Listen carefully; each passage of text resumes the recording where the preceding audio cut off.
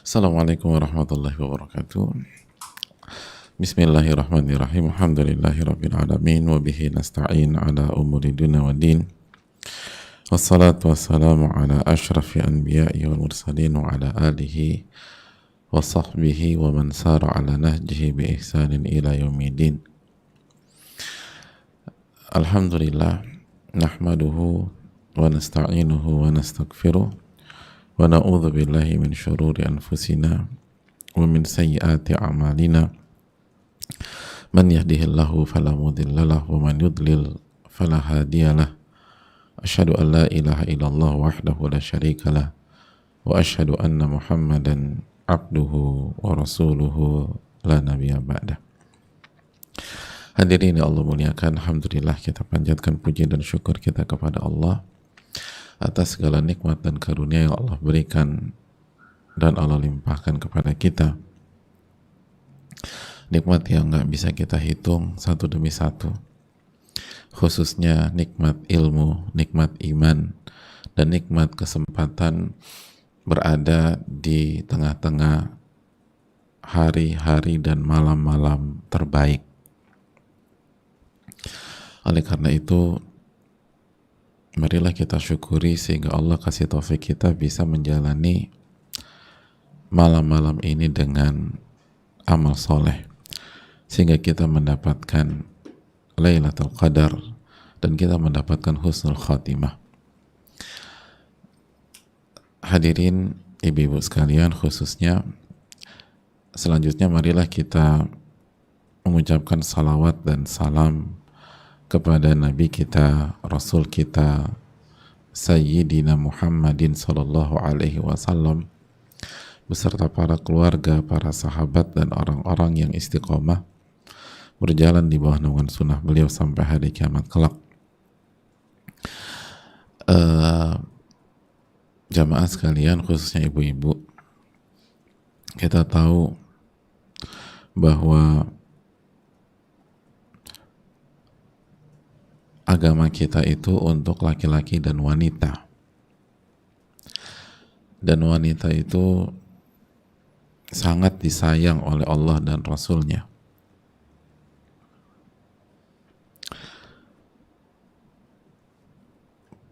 Sangat disayang oleh Allah dan Rasulnya. Wanita itu punya kedudukan yang sangat mulia. Bagaimana tidak? Laki-laki nih ibu sekalian, seperti saya, suami ibu sekalian, itu dikasih wasiat khusus oleh Rasul SAW dalam berinteraksi dengan istrinya. Ittaqullaha fin nisa. Bertakwalah kepada Allah Subhanahu wa taala dalam menyikapi wanita.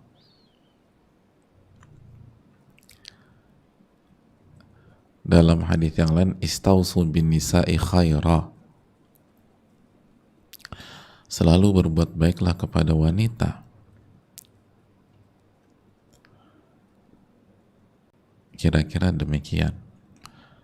Belum lagi istri itu dijadikan tolak ukur kebaikan seorang laki-laki yang sudah berkeluarga atau beristri. Nabi SAW mengatakan khairukum li ahli wa ana khairukum li ahli. Sebaik-baik kalian itu yang paling baik sama istri dan keluarga, dan aku yang paling baik dengan istri dan keluarga. Masya Allah ya ibu-ibu sekalian.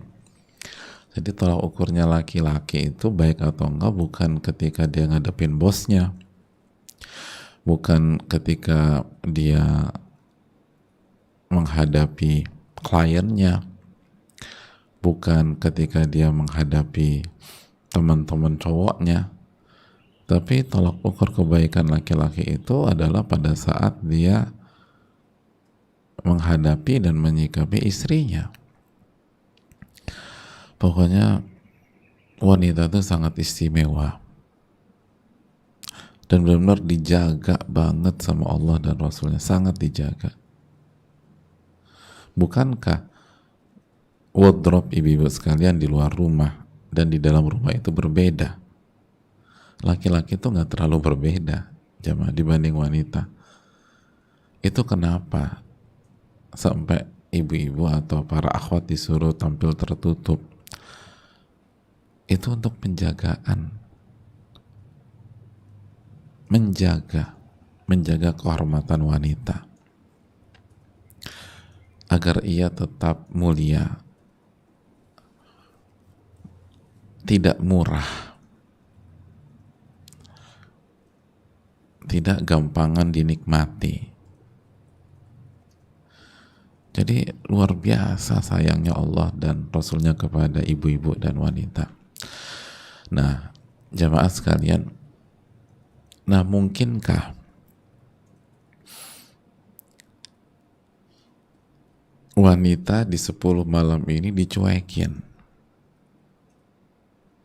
Mungkinkah wanita di 10 malam ini termarginalkan?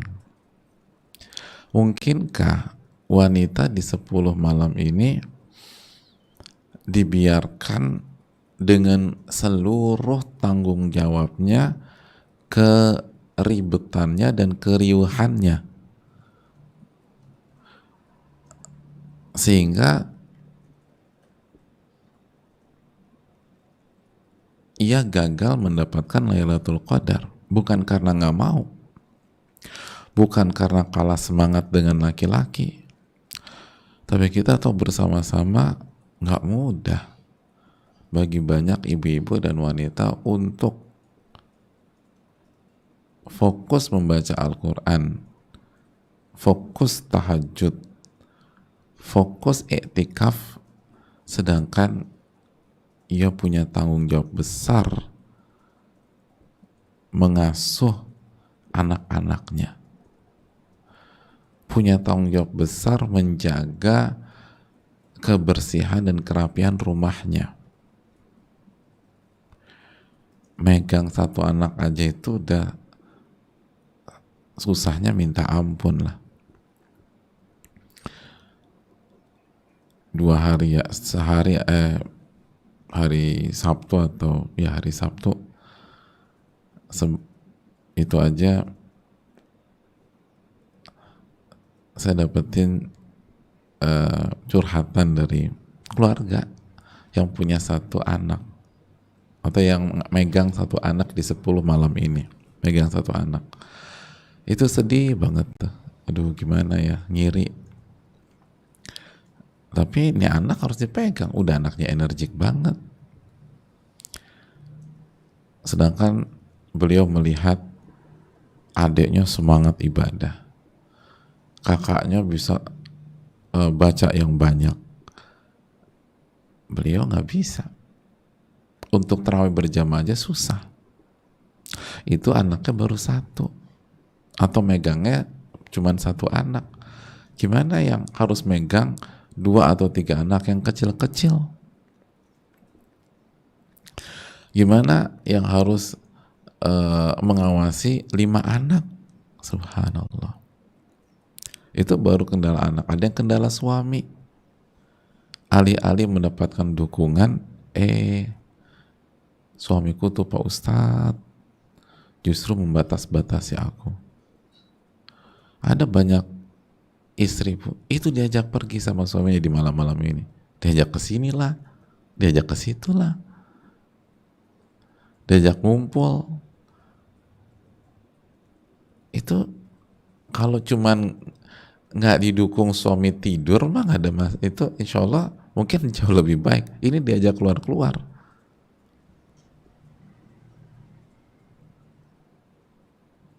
Hadirin Allah muliakan, ada yang dilarang-larang sama suaminya, itu sama suami. Belum lagi kita tahu periode klasiknya ibu-ibu sekalian, haid atau ada yang nifas. Ada yang 10 hari terakhir ini hamil tua. Aduh udah gak karu-karuan lah Pak Ustadz. Ada yang hamil muda, yang lagi mual-mualnya, lagi parah-parahnya. Aduh, itu nyium sedikit bau beda aja hormonnya langsung berteriak, muntah-muntah terus,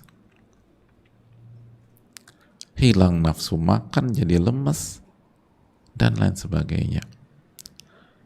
Apakah banyak dari wanita dan ibu-ibu ini gak berhak dapat Lailatul Qadar? Apakah mereka terpojokkan dan tersisihkan? Hadirin, jawabannya tidak. Jawabannya tidak. Oleh karena itu, ada dua hal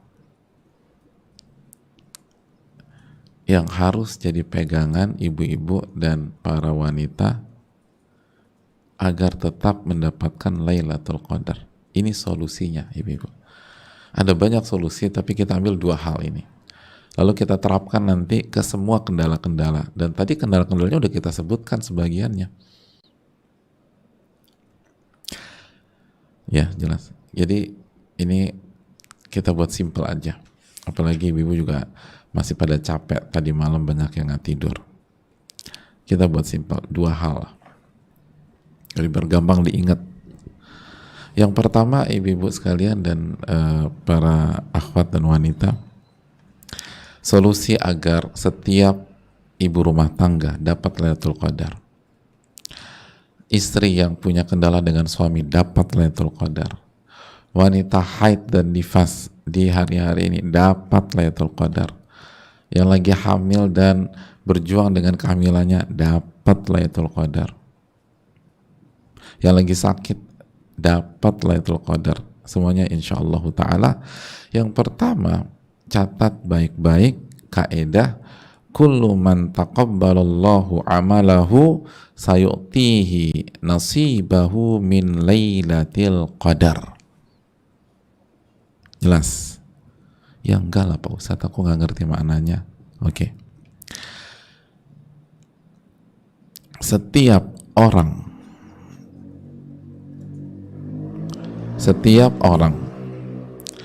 yang amalannya diterima oleh Allah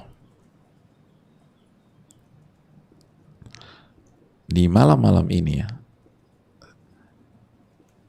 maksudnya di malam-malam ini. Jadi setiap orang yang amalannya diterima oleh Allah di malam-malam ini, maka Allah akan memberikan bagiannya dari Lailatul Qadar. Masya Allah. Setiap orang yang amalannya diterima oleh Allah,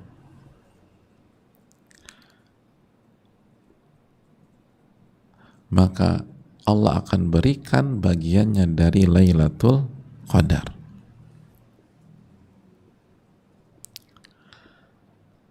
Ini kaidah disampaikan oleh salah satu ulama klasik besar yang bernama siapa?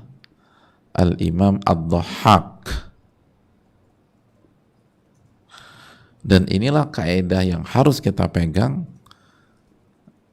karena ini bukan hanya keterangan Al-Imam Ad-Dhahhak, tapi ini juga keterangan banyak para ulama lain dengan redaksi yang sedikit berbeda, yang artinya bahwa semua amal soleh yang dikerjakan, yang diterima oleh Allah, itu adalah pintu menuju Lailatul Qadar. Itu adalah jalan menuju Lailatul Qadar.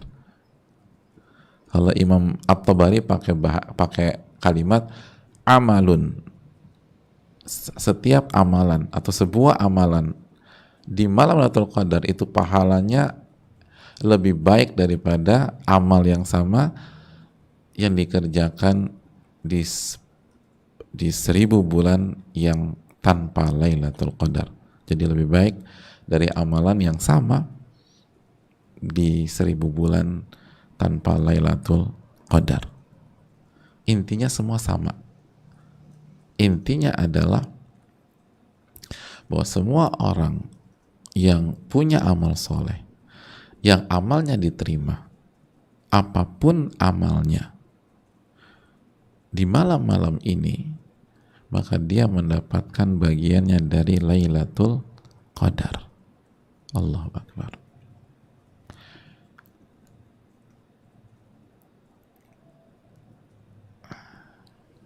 Semua amalan. Ini kaidah. Saya ingin tanya sama ibu-ibu sekalian, taat kepada suami, amal soleh apa enggak? Amal soleh. Maka ketika ada seorang wanita atau istri yang akhirnya tidak bisa tahajud atau nggak maksimal dalam baca Quran karena dia harus mentaati sebuah peraturan suaminya yang non maksiat dan itu diterima sama Allah, dia dapat bagian dari Lailatul Qadar. Masya Allah. Ngurus suami pun demikian. Ngasuh anak-anak, amal soleh atau bukan? Amal soleh.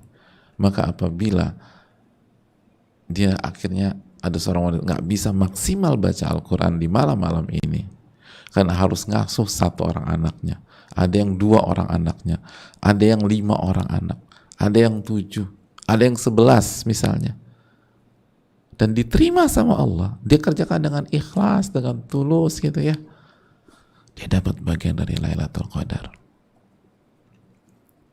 Dapat.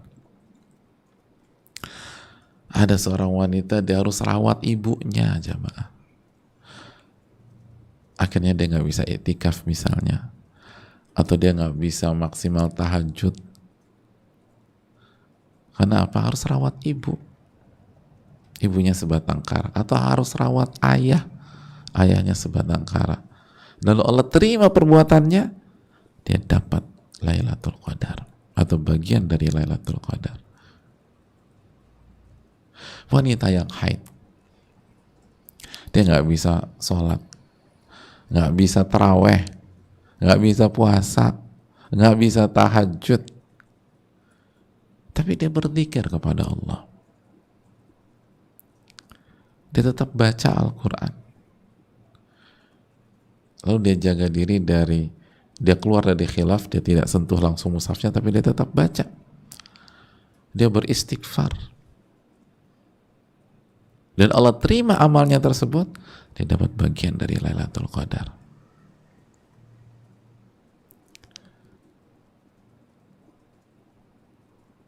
Hadirin yang Allah muliakan. Jadi kurang baik apa Allah dan Rasulnya kepada ibu-ibu sekalian? Semua dapat. Semua dapat. Makanya pastikan amal kita, mohon maaf, upayakan amal kita itu amalan yang diterima oleh Allah. Pastikan ini kebaikan bukan? Ini diperintahkan Allah dan Rasulnya apa tidak?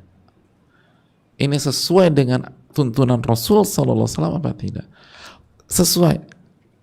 Lakukan dengan penuh keikhlasan. Dapat Lailatul Qadar insyaAllah.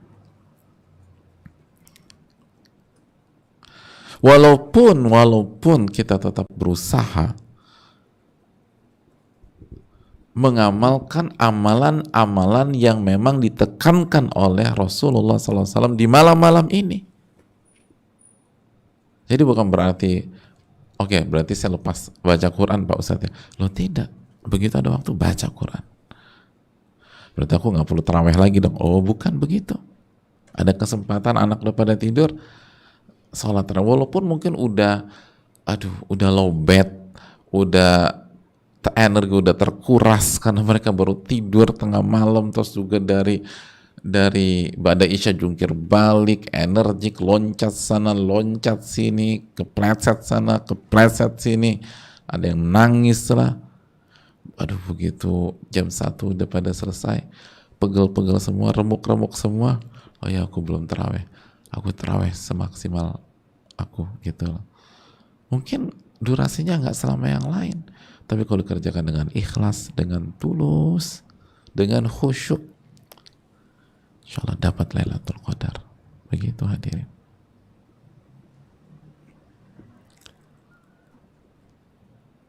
Jelas ini hadirin. Ini yang perlu kita camkan. Itu yang pertama. Enak pokoknya. Jadi nggak boleh ada yang putus asa dari ibu-ibu. Jangan sampai ada yang sedih dari kita yang berlarut. sedih secara spontanitas karena mungkin nggak bisa beramal, nggak bisa sholat, nggak bisa puasa karena haid, nggak ada masalah, sebagaimana yang dijelaskan para ulama, sebagaimana sahabat-sahabat Nabi sedih ketika nggak bisa ikut ke Tabuk bersama Nabi SAW, dan itu bahkan disebutkan oleh Allah di dalam Al-Quranul Karim, disebutkan oleh Allah Subhanahu Wa Taala bagaimana mereka sedih nggak bisa beramal bersama Nabi kita Shallallahu Alaihi Wasallam, nggak bisa ikut sama Nabi Shallallahu Alaihi Wasallam. Tapi jangan sedih berlarut-larut, jangan sedih berlarut-larut, karena Allah sudah sangat baik dengan kita. Sedih spontanitas nggak masalah. Bahkan Allah katakan kan dalam surat At-Taubah 92, orang-orang yang nggak ikut bersama Nabi SAW kan, tafidhu minad dam'i hazanan, mereka pulang sedih, nangis karena nggak bisa ikut bersama Nabi SAW. At-Taubah ayat 92. Tapi ingat lagi bahwa rahmat Allah luas, buat apalagi buat ibu-ibu sekalian. Semangat. Ini malam-malam penuh rahmat, bukan malam-malam keputusasaan. Itu yang pertama. Yang kedua, ibu-ibu sekalian, yang kedua,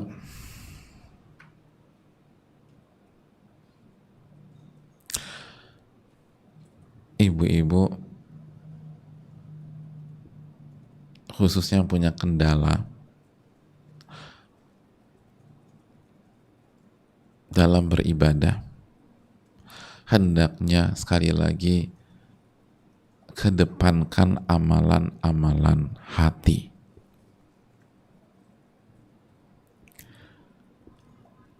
Para ulama mengatakan ketika membahas tentang 10 malam terakhir, sebagaimana dijelaskan Al-Imam Ibnu Rajab Al-Hanbali, kata beliau, la yasluh limunajatil muluk fil khalawat illa man zayyana zahirahu wa batinah wa tahharahu ma khususan li malikil muluk alladhi ya'lamu sirra wa akhfa. Tidak pantas, tidak layak, tidak dibenarkan bagi siapapun yang ingin bermunajat kepada para munajat itu ini ya,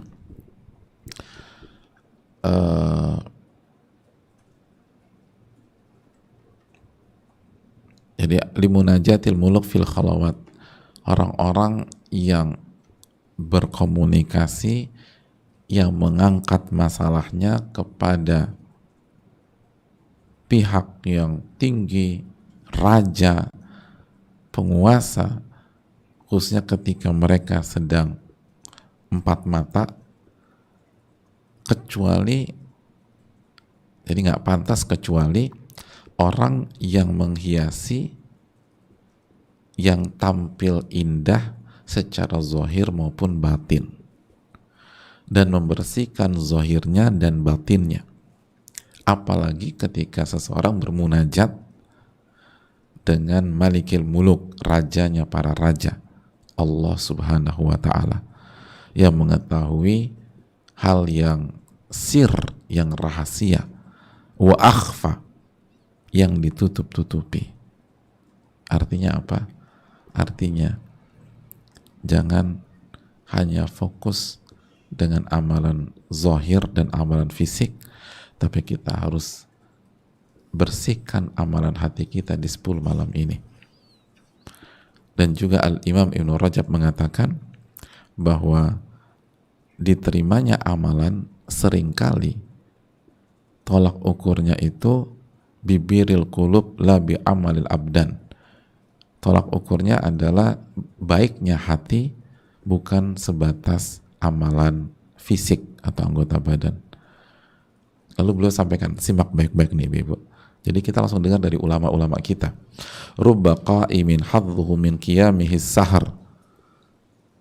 Bukankah Nabi mengatakan Nabi bersabda, betapa banyak orang yang sholat lail, ganjaran dari sholatnya hanya rasa ngantuk karena begadang. Wa kam min qa'imin mahrum, dan ulama mengatakan betapa banyak orang yang qiyamul lail justru nggak dapat pahala. Wa kam min na'imin marhum, dan betapa banyak orang yang tidur justru dirahmati. Jadi orang yang bangun justru gagal. Ada orang yang tidur justru dapat rahmat. Kenapa? Hadza nama wa qalbuhu dzakir. Karena yang tidur hatinya mengingat Allah Subhanahu wa taala. Dia tidur, sebelum tidur baca doa mau tidur. Baca 2 ayat dari Al-Baqarah.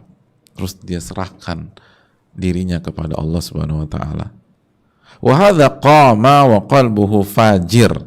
Tapi temannya, dia bangun di malam itu, mungkin dia sholat di malam itu, tapi hatinya kotor.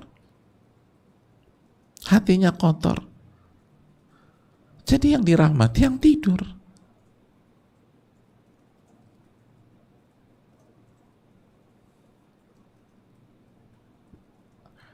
Ini menunjukkan bahwa walaupun kita tidak maksimal, kita bisa tetap berkompetisi dengan orang-orang yang semangat tahajud, semangat baca Quran dengan amalan-amalan hati kita. Makanya ibu-ibu sekalian, simpel. Coba kita perhatikan kendala ibu-ibu semua, kendala para wanita. Kalau kita renungkan, lalu kita lihat dari helikopter view, itu kan semuanya kendala pada amalan-amalan fisik. Adapun amalan hati seharusnya nggak ada kendala. Maksudnya gini loh, oke, banyak anak, ngasuh anak, itu kendalanya di amalan hati atau amalan fisik? Amalan fisik. Kita nggak bisa sholat raweh misalnya dengan maksimal, nggak bisa baca Quran, tapi sabar bisa nggak? Bisa. Ridho terhadap takdir Allah sangat bisa. Wanita haid, kendalanya di mana? Fisik, sholat, puasa. Tapi ridho terhadap ketetapan Allah, sabar terhadap apa yang Allah takdirkan, beriman, mengharapkan pahala, sangat bisa. Jadi kalau kita renungkan, ternyata semua kendala-kendala ibu-ibu dalam 10 malam terakhir ini, itu semua ibadah fisik. Ibadah hati, gak ada masalah sama sekali. Artinya, bukan gak ada kendala, maksudnya ibu-ibu dan para akhwat bisa tetap memaksimalkan, bisa tetap tampil prima dalam sabar, dalam ridho, dalam berharap, dalam ikhlas. Haid tidak bisa menghalang-halangi kita dengan keikhlasan. Haid bisa mencegah kita dengan puasa, iya, tapi haid gak bisa mencegah kita dengan keikhlasan. Haid bisa mencegah kita dari taraweh, betul, tapi haid gak bisa mencegah kita dari harapan mendapatkan pahala jika kita ridho terhadap siklus kita tersebut. Kan gitu. Suami bisa melarang ibu ke masjid, tapi suami gak bisa melarang ibu untuk sabar. Bisa. Iya kan? Anak-anak bisa buat ibu-ibu nggak bisa ikut taraweh, tapi anak-anak nggak bisa mencegah ibu-ibu untuk tetap ikhlas. Kan begitu jamaah.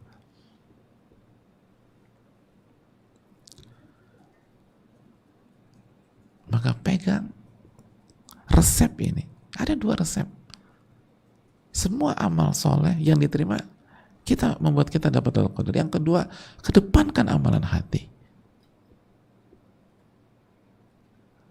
Ngurus anak-anak sabar, ridho. Itu pahalanya besar. Dan Ibnu Qayyim rahimahullah mengatakan amalan hati pahalanya lebih besar daripada amalan fisik. Tanpa meremehkan amalan fisik sama sekali. Nggak boleh kita remehkan amalan fisik, tapi kalau hitung-hitungan ini lebih besar.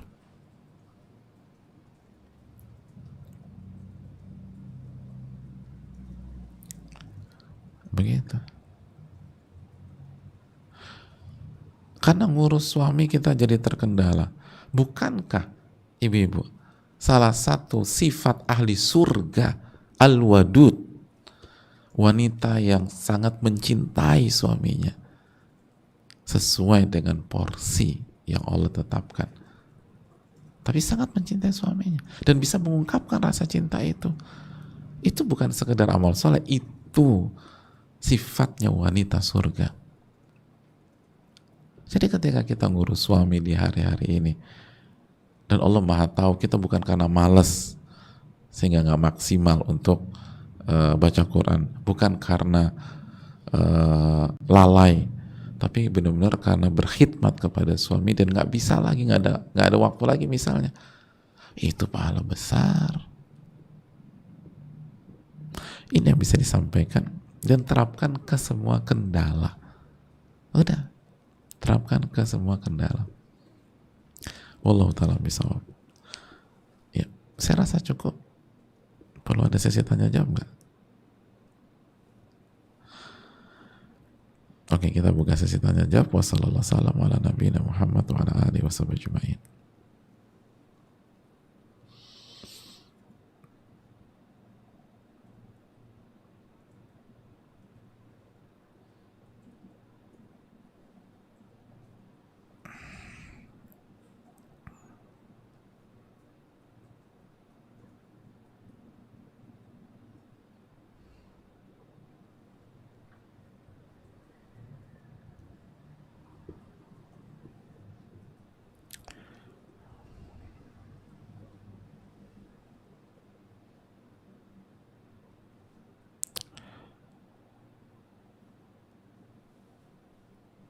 Ya, sebentar ibu-ibu sekalian.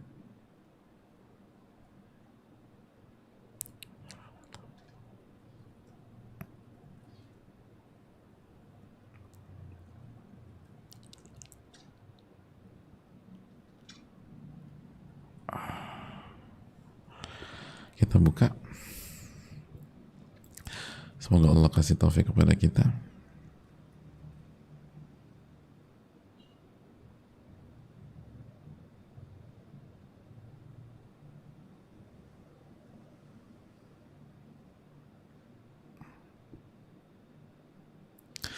Assalamualaikum warahmatullahi wabarakatuh. Waalaikumsalam warahmatullahi wabarakatuh. Ustadz, saya adalah ibu rumah tangga dengan bayi 6 bulan. Kalau saya begadang full di malam besok harinya, saya ngantuk dan capek sekali untuk mengurus bayi saya. Bagaimana solusinya ya Ustadz? Dan Ustadz, dari kecil saya selalu punya masalah dengan tidur. Saya sulit sekali mengalahkan rasa kantuk saya dari dulu.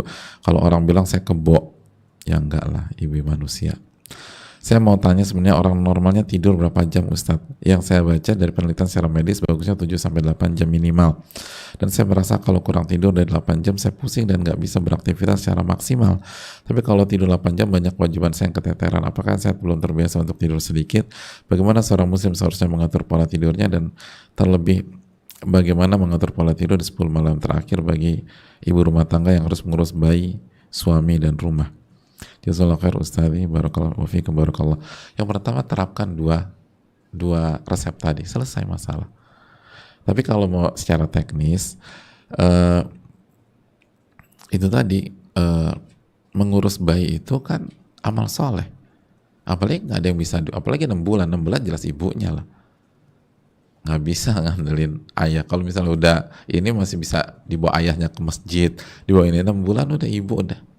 Mungkin masih Asia eksklusif, itu pahala besar, nyusuin pahala besar. Jadi terapkan itu, terapkan 2 resep tadi. Adapun tidur, nggak ada masalah kita ikutin hasil research yang ada hari ini. Tapi perlu kita ingat kalau konteksnya 10 malam terakhir ini kan kita nggak lakukan setiap saat, yang mungkin bisa mengganggu kesehatan kita kalau kita lakukan sepanjang malam, sepanjang tahun. Tapi ini kan cuma 10 malam terakhir. Terus yang kedua, ini malam berkah. Yang ketiga,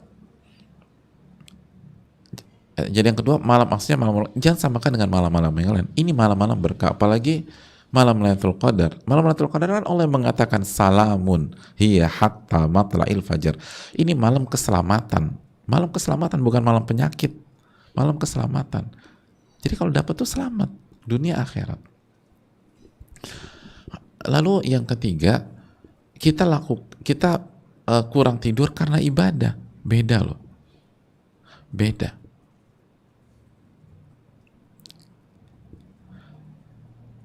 Sangat beda. Saya pernah ketemu dengan seorang pakar kedokteran timur, beliau sampaikan beda. Respon tubuh tuh beda antara kurang tidur karena mengerjakan amal soleh dan ibadah, dan kurang tidur karena perbuatan hal-hal mudah, apalagi maksiat. Beda respon tubuh ketika kurang tidur karena hangout, karena apalagi clubbing segala macam, dan nggak tidur karena cari Lailatul Qadar. Beda respon tubuh, beda detoxnya, beda. Benar deh, asal harus yakin gitu loh. Allah ta'ala misawab. Jadi coba bertakwa, minta pertolongan kepada Allah. Makanya jangan lupa baca zikir pagi petang. Itu kan untuk kekuatan. Di sore hari kita baca Allah ma'afini fi badani. Itu kan Allah ma'afini fi, ya Allah berikanlah keselamatan pada badanku. Atau Allahumma inni as'alukal afwa wal afiyah fi dunya wal akhirah. Ya Allah, aku meminta ampunan dan keselamatan di dunia dan akhirat. Jangan lupa berdoa. Allah ta'ala bisawab. Mungkin itu. Pertanyaan berikutnya, Assalamualaikum warahmatullahi wabarakatuh. Waalaikumsalam warahmatullahi wabarakatuh. Afan izin bertanya, la qadarullah, setiap kali tiba waktunya untuk puasa di pertengahan bulan saya selalu haid. Padahal anak ingin sekali untuk bisa berpuasa. Adakah saran untuk hal ini? Yang pertama, kalau konteksnya pertanyaan gini, janganlah qadarullah, tapi qadarullah. Saya selalu haid. Kalau la qadarullah itu kita gunakan untuk sesuatu hal yang negatif dan kita berharap nggak kejadian. Misalnya, jika la qadarullah ada seorang ibu di malam ke 21 kemarin sakit, kita bicaranya di tanggal 19, 20 gitu ya. Kita baca, kalau misalnya ada ibu-ibu la qadarullah besok malam ke-21 sakit, misalnya kita ngomong malam ke-20, nah itu baru kita katakan la qadarullah. Jadi maksudnya, jika salah seorang ibu sakit, semoga tidak ditakdirkan demikian, itu maksudnya. Semoga Allah nggak takdirkan demikian. Makanya la, tidak. Tapi kalau memang itu udah pengalaman yang dialami, itu qadarullah, bukan la qadarullah. Kan udah takdir. Ya, sedikit aja jelaskan istilah ini. Memang istilah bahasa Arab, jadi butuh hati. Jadi waktunya untuk puasa di pertengahan bulan Anda selalu haid, padahal Anda ingin sekali untuk bisa berpuasa. Apakah saran untuk hal ini? Kita kalau nggak salah punya materi tentang itu ya, mungkin bisa dilihat. Tapi intinya gini, sedih secara spontanitas, sedih karena iman ingin ibadah, itu positif. Sebagaimana tadi kita jelaskan dalam surat At-Taubah, sebagian sahabat yang nggak bisa ikut perang Tabuk, nggak bisa ikut sama Nabi, nggak bisa ikut beramal soleh, secara spontanitas sedih bahkan nangis, dan Allah puji mereka. Tapi bukan berarti berlarut-larut dalam kesedihan, tapi sedih yang aduh pengen banget ibadah gitu. Itu positif banget, itu pahala, dan itu membuat mereka dapat pahala bersama orang yang berangkat. Itu yang pertama. Yang kedua, kita perlu ingat apa makna ibadah, ya ibu-ibu sekalian. Makna ibadah adalah mengerjakan perintah dan menjauhi larangan.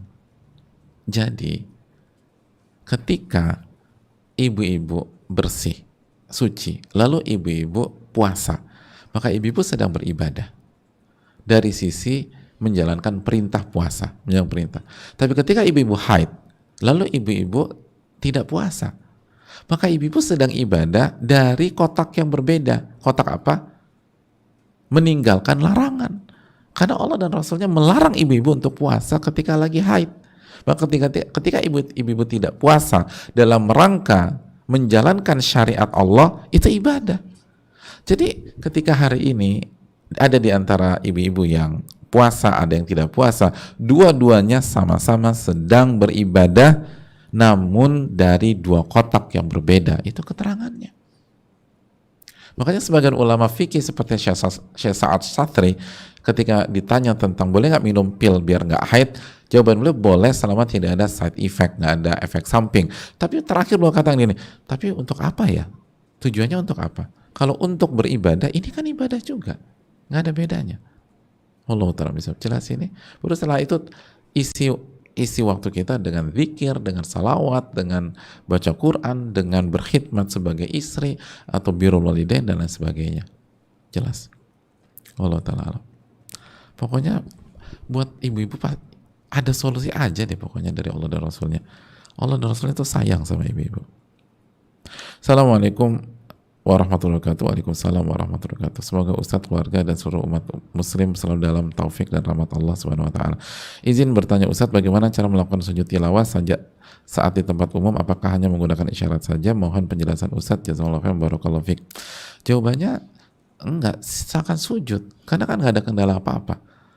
Masih ingat nggak hadis Abdullah bin Abbas? Kata Nabi SAW, wa ju'ilat lil ardu masjida wa tahura. Allah menjadikan semua dataran semua dataran bumi ini sebagai tempat sujud,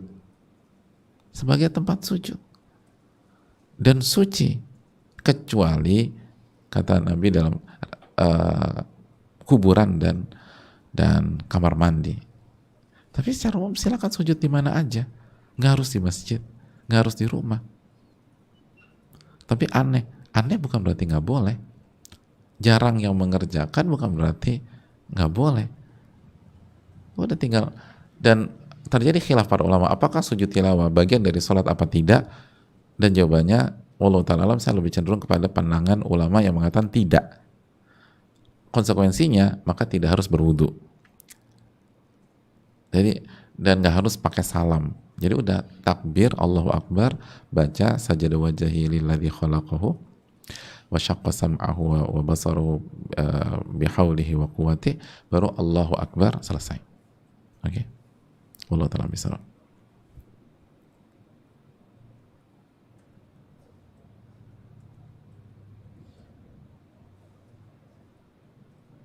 Assalamualaikum warahmatullahi wabarakatuh. Waalaikumsalam warahmatullahi wabarakatuh. Semoga Allah memberkahi Ustadz, keluarga, tim, dan seluruh umat muslim. Amin ya rabbal alamin. Izin bertanya, Ustadz, jika kita menidurkan anak dulu, lalu tertidur, Masya Allah, ini biasanya ibu-ibu nih, niatnya nidurin anak, ikut ketiduran. Bahkan yang lebih seru lagi, anaknya belum tidur, dia udah ketiduran. Masya Allah. Jadi tidur anaknya belum tidur, dia udah tidur.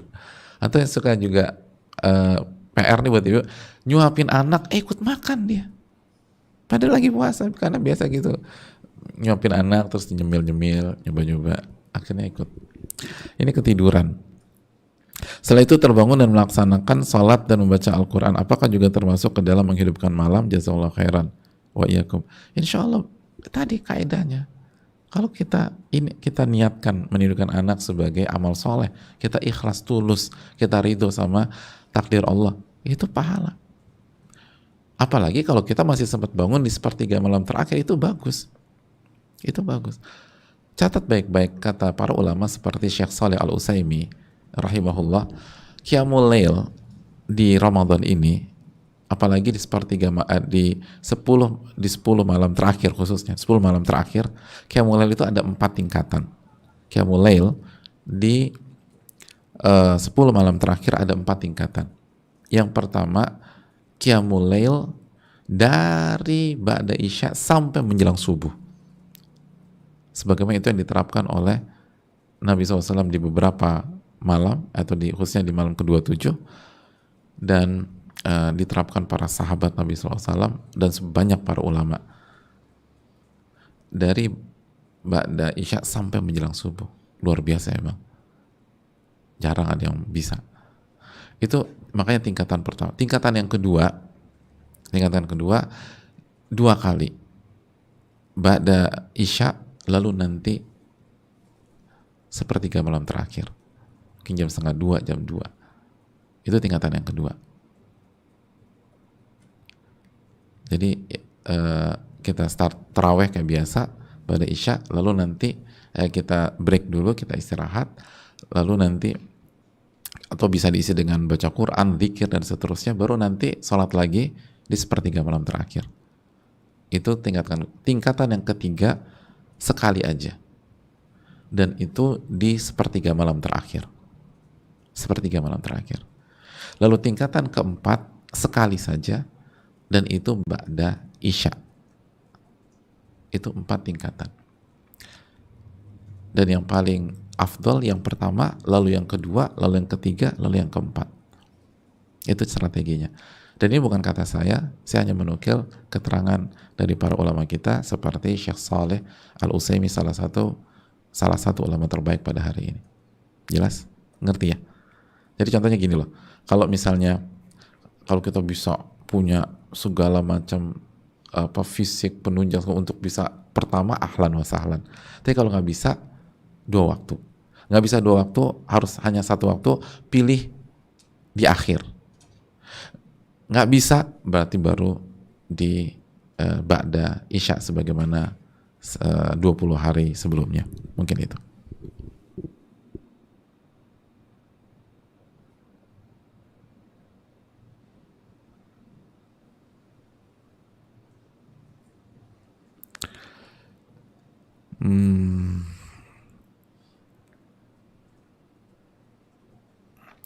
Assalamualaikum warahmatullahi wabarakatuh. Semoga Allah dan tim selalu dalam lindungan Allah. Amin.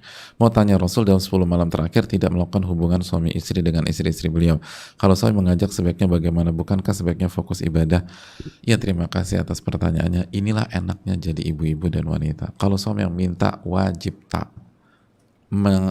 taat kepada suami, pahala wajib loh. Lalu yang ketiga, tanpa kehilangan momentum, karena yang pertama, hubungan suami istri tetap hukumnya mubah. Kalaupun karena 10 malam terakhir tidak afdol, karena Nabi meninggalkan tidak afdol, maka yang mendapatkan ketidakafdolannya suami kita, karena beliau yang minta. Jadi yang berada di kondisi ketidakafdolan itu suami kita. Ibu-ibu aman dan dapat pahala wajib karena taat suami. Itu enak banget jadi wanita itu, ibu-ibu. Jadi nggak boleh nolak dosa besar, ibu-ibu. Dilaknat loh kalau nolak, nggak boleh nolak. Walaupun alasannya harus baca Quran, nggak bisa. Semua itu amalan sunnah, dan amalan sunnah tidak boleh dijadikan alasan untuk tidak mengerjakan kewajiban kita. Wallahu ta'ala bisa. Jadi luar biasa. Makanya jadi ibu tuh enak. Wallahu ta'ala bisa.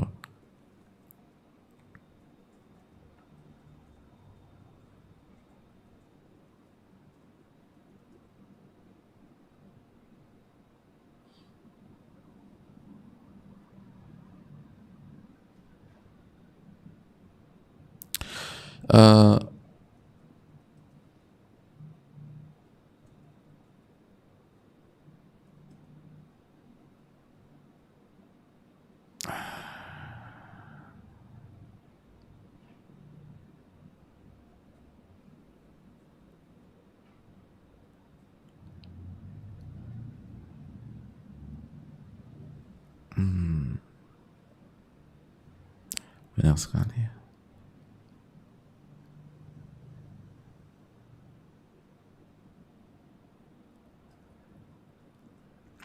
Assalamualaikum warahmatullahi wabarakatuh. Semoga Ustadz, keluarga, tim, semua umat muslim diberi banyak keberkahan dan selalu dirahmati oleh Allah. Izin bertanya Ustadz, bagaimana hukumnya apabila 10 malam terakhir kita berzikir sambil mendengarkan kajian untuk menambah semangat melawan rasa ngantuk dan mendapatkan tambahan iman? Mohon bimbingan Ustadz untuk saya yang fakir ilmu. Jazakallahu khair Ustadz. Terima kasih. Kembali ke resep yang kedua, semua amal soleh itu bagian dari mendapatkan Lailatul Qadar, dan ikut kajian amal soleh. Ikut kajian amal soleh. Dan kita tahu bahwa kata Abdullah bin Abbas, Nabi itu mempelajari Al-Quran itu di Ramadan setiap malam. Kalau setiap malam berarti termasuk 10 malam terakhir apa tidak? Secara mafhum muwafaqah masuk 10 malam terakhir.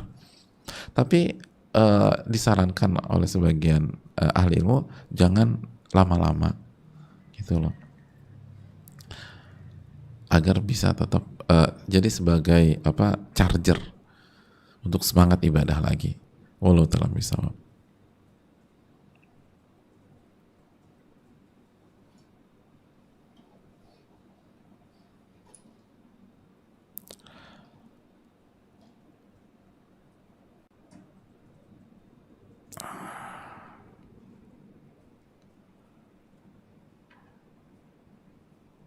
Assalamualaikum warahmatullahi wabarakatuh. Waalaikumsalam warahmatullahi wabarakatuh. Ustadz, bagaimana jika suami tidak mengizinkan itikaf karena kondisi masjid yang tidak kondusif, sebab tidak ada wanita lain yang itikaf dan WC ikhwan ternyata rusak jadi pakai WC yang sama.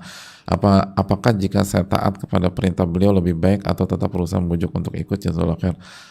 Iya, terima kasih. Terapkan lagi 2 resep tadi. Ini taat suami amal soleh apa tidak? Amal soleh. Ya udah. Ini bukan hanya, jadi ketika kita nggak itikaf, berarti kita dapat pahala taat kepada suami. Dan taat kepada suami hukumnya sunnah atau wajib? Wajib. Jadi dapat pahala wajib. Ya Allah, enak banget jadi ibu-ibu nih. Benar deh. Dan perlu kita camkan bahwa salah satu syarat itikaf adalah dapat izin dari suami. Atau dapat izin dari wali kita kalau tidak ada suami. Wallahu ta'ala alam.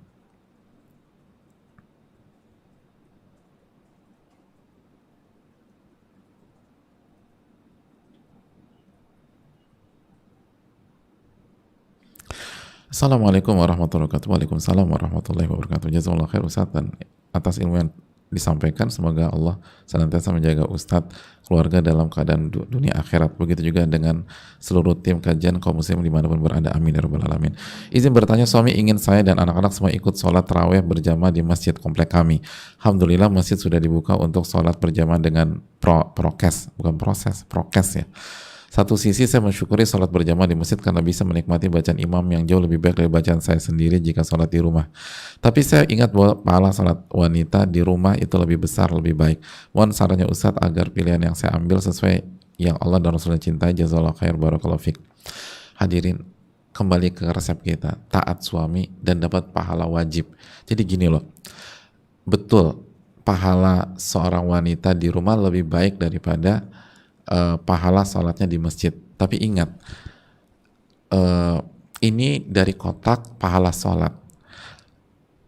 Istri seperti ini, dia akan dapat tambahan pahala dari kotak yang lain, yaitu taat sama suami. Dan taat sama suami hukumnya wajib selama tidak maksiat. Berarti dia dapat pahala wajib taat sama suami dan dapat pahala sholat taraweh di masjid tersebut. Untung besar. Jadi jangan dijawab suami seperti itu. Udah seneng aja udah. Buat suami kita senang dan buat suami kita ridho. Wallahu ta'ala bisa mungkin itu. Wallahu ta'ala bisa, ini bisa disampaikan. Jazakallahu khairan. Semoga Allah memberikan taufik kepada kita. Durasi nggak selama biasanya karena kita ibu-ibu juga butuh istirahat untuk fight lagi nanti malam. Semoga Allah memberikan taufik. Ingat 2 resep tadi ibu-ibu sekalian ya, ucapan para ulama seperti Imam Dhahak dan juga jangan lupa keterangan dari Al-Imam Ibnu Rajab. Semoga semua kendala ibu-ibu bisa terjawab dengan 2 resep di atas, karena resepnya sangat komplit, sangat paripurna. Tinggal kita minta pertolongan kepada Allah agar kita bisa paham dan bisa mengejawantahkan. Terima kasih banyak. Semoga Allah menerima amal ibadah kita dan semoga kita mendapatkan ilmu yang bermanfaat dan mendapatkan Lailatul Qadar di Ramadan tahun ini. Rabbana taqabbal minna subhanaka wa bihamdika la ilaha illa anta astaghfiruka wa atubu ilaik. Assalamualaikum warahmatullahi wabarakatuh.